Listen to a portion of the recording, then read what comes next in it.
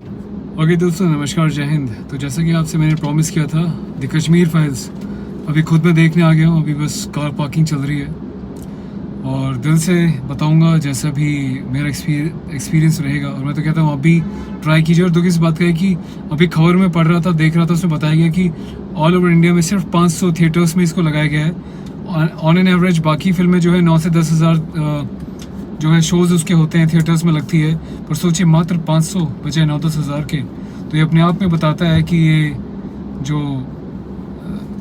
बॉलीवुड है किस तरीके से इसकी मैनोपली है हर जगह पे, एक सच्चाई दिखाने वाले को किस तरीके से दबाया जाता है। तो देखते हैं, पूरा इसको एनालिसिस करते हैं, उसके बाद फिर आपके साथ शेयर करेंगे। तो ये है proud Bharat infrastructure development, road construction international level की बनती जा रही है हमारे देश में।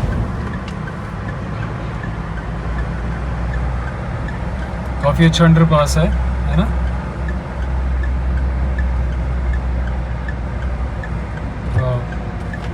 बड़ा हाईटेक हो गया भाई रोड्स तो हमारे इंडिया के। Slide right. लगता है आप कहीं निकलते नहीं। नहीं, ऐसी बात नहीं है भाई। बहुत ऐसे भी हैं रिमोट एरियाज़ के, ऐसे एरिया के जहाँ पे ऐसे नहीं हैं, उनको तो दिखा ही सकते हैं अपने, वो भी फैमिली मेम्बर्स हैं। ये देखिए कितना बढ़िया भाई साहब, बारिश भी हो तो पानी नहीं भरेगा। जैसे अक्सर दिल्ली में पानी भरता नज़र आता है, मुझे लगता है बारिश होगी तो ऊपर से ही पानी निकल जाएगा, यहाँ पानी बिल्कुल नहीं आने वाला। गुड।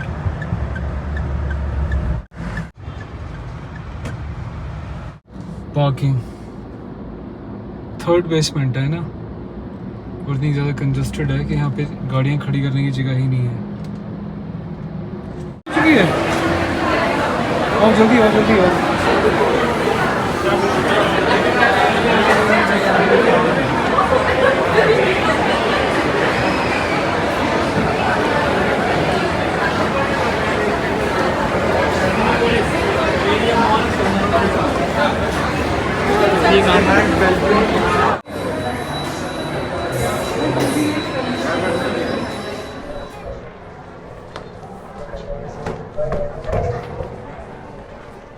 कोई तरीका नहीं था। आज जैसे टीवी चैनल है सब नहीं था ऐसा, और ना ही सोशल मीडिया था, तो सबको बाबा ही मस्जिद के बारे में किस। दोस्तों नमस्कार, जैसा आपसे वादा किया था कि द कश्मीर फाइल्स ज़रूर देखूंगा और आपके साथ साझा करूंगा अपना तजुर्बा, अपना एक्सपीरियंस। अब इस बात से फ़र्क नहीं पड़ता कि मैं दिखता कैसा हूँ, ठीक उसी तरीके से विवेक अग्निहोत्री की इस फिल्म से फ़र्क नहीं पड़ता कि कोई उसको अपने थिएटर्स में दिखाए ना दिखाए। इस बात से फ़र्क पड़ता कि इस फिल्म में क्या दिखाया गया है। इस फिल्म में वो कड़वी सच्चाई दिखाई गई है जिसको मुझे लगता है कि हर कोई फेस नहीं कर पाएगा।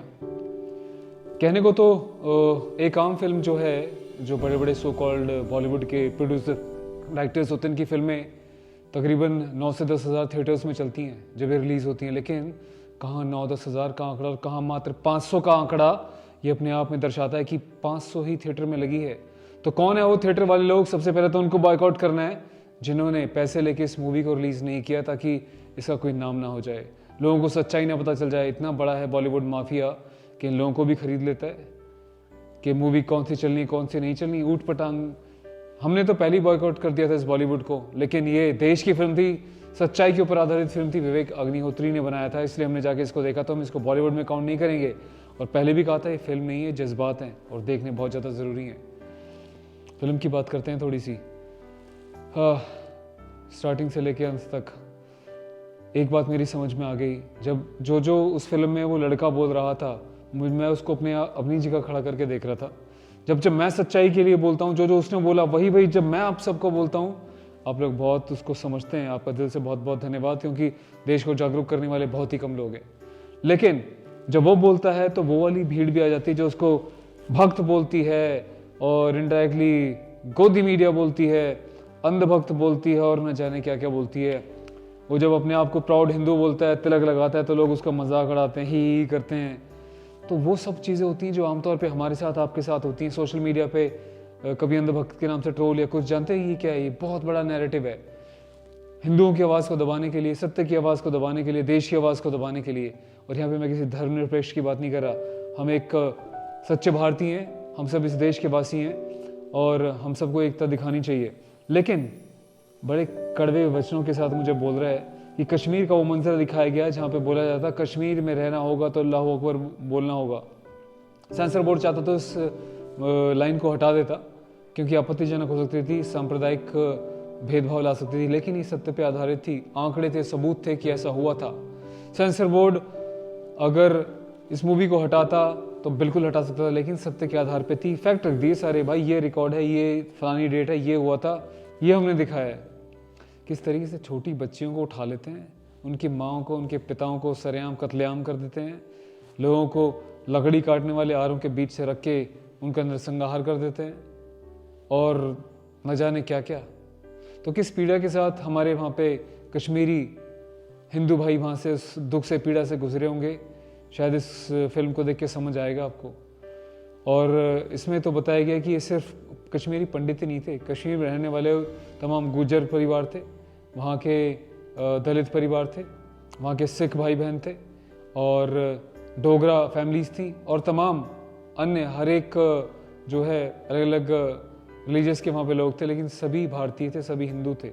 ये तो था कि वहाँ पे हिंदू थे, सिख थे और कोई नहीं था। और जो मारने वाले थे वो यही नारा लगाते थे कि तुम्हें जो है धर्म परिवर्तन करना होगा, तुम्हें अल्लाह का नाम लेना होगा तो तुम कश्मीर में रह पाओगे। ऐसी कुछ बातें की जा रही थी। 3 ऑप्शन देते थे वो लोग, कहते थे या तो धर्म परिवर्तन कर लो, या फिर जो है कश्मीर छोड़ दो, या फिर तैयार हो जाओ।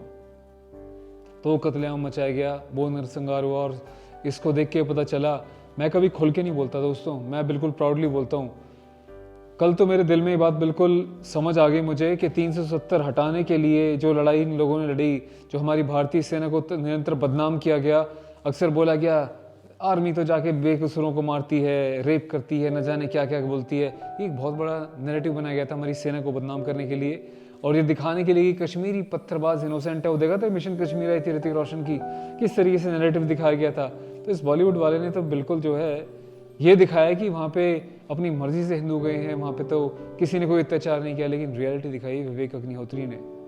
वो रियलिटी जिसको देख के इतना हार्ड हर्टन होने के बाद भी मैं शायद अपने आंसुओं पे कंट्रोल नहीं कर पाया और 2-3 पल ऐसे आए जब आंखों से अर्श झलक गए। उन भाई बहनों की सच्चाई को देख के, उनके उस दर्द को देख के एहसास किया कि और ये फिल्म देखने वाली नहीं है, समझने वाली है। जो जैसे लगता है कि मैं फिल्म देखने जा रहा हूँ तो उसको शायद देखने में एंटरटेनिंग ना लगे, क्योंकि इसमें वो गाना बजाना, वो अश्लीलता, वो फूहड़ता, वो नकली ड्रामा नहीं है, इसमें ग्राउंड रियलिटी है। कश्मीरी भाषा का काफ़ी इस्तेमाल किया गया है, फिर उसके बाद नीचे इसको जो है इंग्लिश में ट्रांसलेट किया गया है, काफ़ी कुछ वर्ड्स ऐसे भी हैं, तो उस पर भी आपको ध्यान देना होगा। और इस फिल्म को देख के मुझे एहसास हुआ कि पहले हमारे देश की सरकारों ने क्या क्या किया, देश के साथ इतनी बड़ी गद्दारियाँ की। अब कुछ लोग बोलेंगे पॉलिटिक्स कर रहे हो, जाके फिल्म को देखना, उसके बाद आके सोचना कि पॉलिटिक्स किया जा रहा है, ये सच्चाई बताई जा रही है।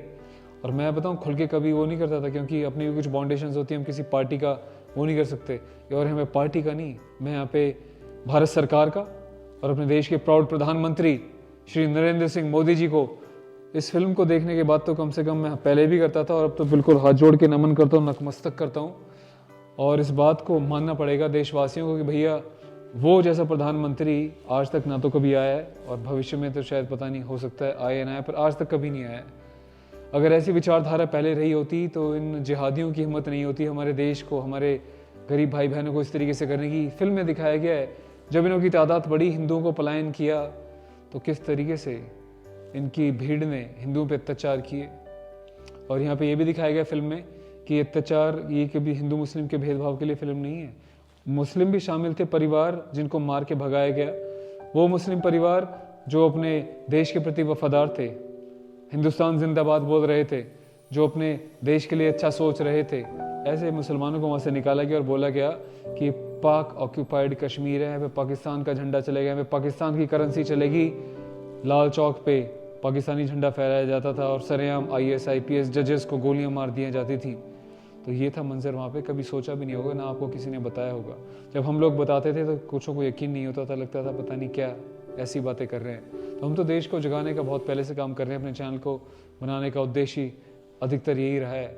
बाकी अन्य चीज़ों के साथ साथ अब देखना ये कि देश जागता है कि सोता रहता है, वो आपके ऊपर है। देखिएगा, समझिएगा हालातों को और अंदाज़ा लगाइएगा कि किस परिस्थिति के साथ हमारे सभी हिंदू भाई बहन उस दुख से, उस पीड़ा से गुजरे होंगे। ख्याल रखिएगा अपना, और बहुत सम्मान है मेरा अपने सभी कश्मीरी भाई बहनों के लिए इस पूरे मुद्दे को देख के, समझ के।